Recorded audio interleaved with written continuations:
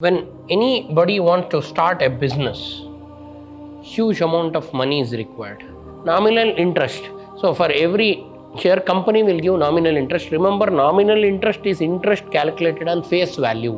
What income is obtained? They are not asking you interest, they are asking you what income is obtained, because market value is more. Market value is more than face value. 100 rupees is face value, they have not given, we'll assume.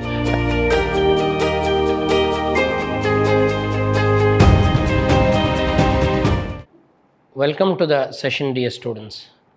Today I am starting with one of the important chapter, that is stocks and shares.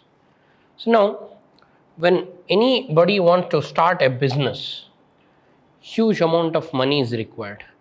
To start up, the money is needed, so many people will share it. So what they'll do, if they want to start a company, the company issues a prospectus. From prospectus, they'll invite the public to subscribe and they'll share the capital so that they can also share the profit. So now if I want to start a company which is 10 crores, so what I'll do, I'll give prospectus of the company, means what I'm going to manufacture and the future plans I'll explain, and I'll issue the prospectus to the public. Public will purchase the share. If they want 100 shares, 200 shares, so that will have face value. Depending on that, they have to calculate. Later it will get generated with market value. So now, to subscribe required capital, it is divided into shares. Suppose I am starting a company, manufacturing company, or 3 or 4 people want to start a company which is a 2 crore project. So they don't have 2 crores with them. So but they'll explain their plans. Initial capital they have and say 10 lakhs, and to invite that 2000 crores through public, they'll send the prospectus, and seeing the prospectus, people can purchase share. Means they can share the capital. So when they invest on that, they'll be the shareholders, and they can purchase 10 shares, 100 shares, depending on their ability. And also the shares are issued by the company. Company will decide how many to be issued. And once you purchase the share, later market value varies. Depending on the performance of the company, the market value may increase or it may decrease. So that is share. And stock and share, there is a small difference. When you talk about shares need not be fully paid, but stocks, if you purchase, they should be fully paid. That is the difference. And very important concept is yield. Yield means nominal interest divided by amount invested. How to calculate yield? Nominal interest. So for every share, company will give nominal interest. Remember, nominal interest is interest calculated on face value. So for every share, there will be face value. And if they don't give face value, we'll assume face value is 100 rupees. And market value, it varies. That share may go up to 120 rupees, or that share may be in dip like 80 rupees. So market value varies depending. So face value. So nominal interest will be calculated on face value. If I tell 5% share, 5% of 100 rupees they'll pay you. So yield means what you get. Yield is calculated on nominal interest divided by amount invested. How much you invested and nominal interest, what they're paying. Nominal interest by amount invested is the yield. Yield is the ratio of nominal interest by amount invested. Nominal interest means dividend per share. Now, interest of dividend is paid to the face value. I told you. Nominal interest means interest paid on face value. And now we'll go ahead with when stock is purchased, what happens? So broker will cost, you have to pay brokerage. Suppose if I am taking 100 shares, so with cost price, I should also add my brokerage. So I have to pay brokerage for purchasing shares. When you sell shares also, brokerage will be deducted and then they'll give. So brokerage is calculated on cost price when we purchase, and brokerage will be calculated on selling price when we sell them. And it is a percentage. So now 4% stock at 90 rupees means the nominal interest is 4%. 4% interest they'll pay you, and face value is 100 rupees, but market value is 96 rupees. Means 100 rupees share is available for 96 rupees. That is the meaning. Now we'll go ahead with problems. What is the definition of yield? Yield is the ratio of nominal interest to the amount invested. Yield is what? Yield is the ratio of nominal interest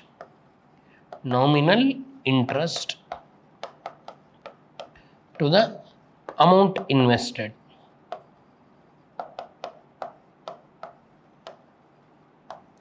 Now further, what is the rate of interest obtained by investing 9% at 180?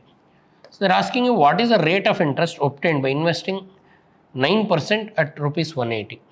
So rate of interest obtained means yield into 100, because we want in percentage, they want rate of interest. So you know yield formula. So rate of interest is equal to 9%, they told 9 divided by amount invested. They are investing how much? 180 rupees into 100. If you simplify, 9 0 0 cancels, 9 1s are 9 2s are 2 by 10, 10 by 2, 5%. 5% is the interest you are getting. Interest obtained is 5%.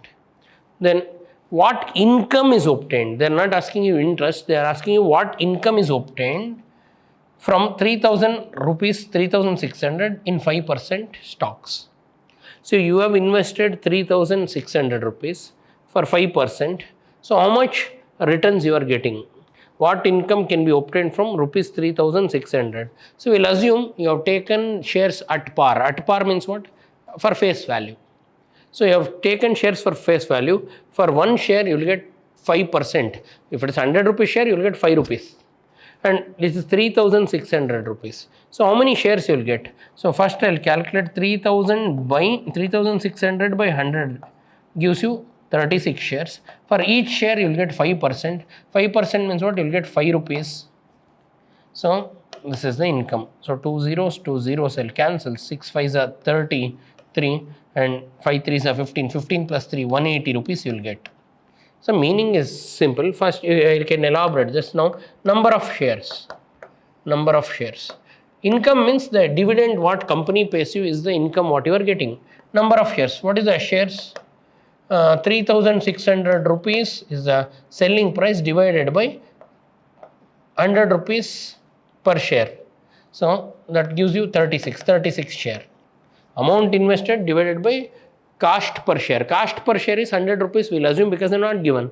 So stock, sorry, the problem is on stock. So we mentioned number of stocks you took. How much stock you took?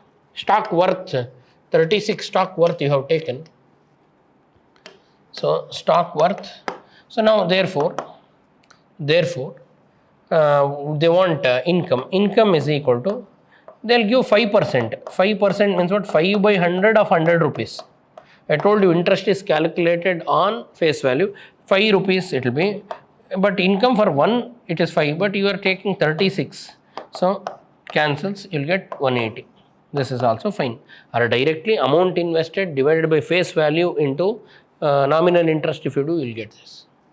Then how much stock can be purchased? Investing rupees 9600 in 3.5% stock at 120 rupees. Interesting. You are purchasing at rupees 120. Market value is 120 rupees. Market value is 120 rupees.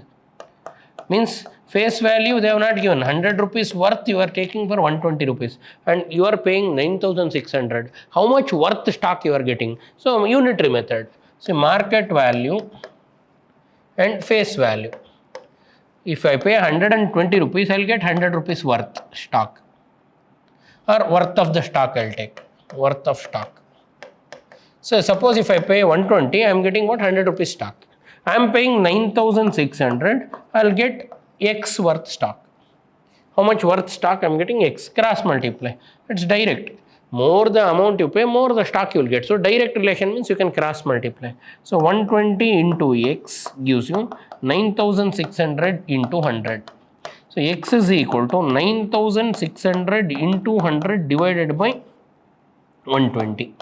So 0 0 cancels, 12 ones are 12 8s are 0 0. So 8000 will get 800 into 10. Means by investing 9600, by investing, you are investing how much? 9600 rupees. A stock